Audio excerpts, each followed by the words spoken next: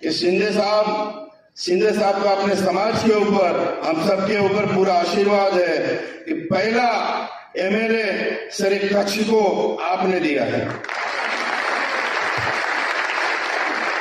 आपने जो विश्वास किया है, सर ने मेरे को पूछा था, मुझे तू जिंकणार ना?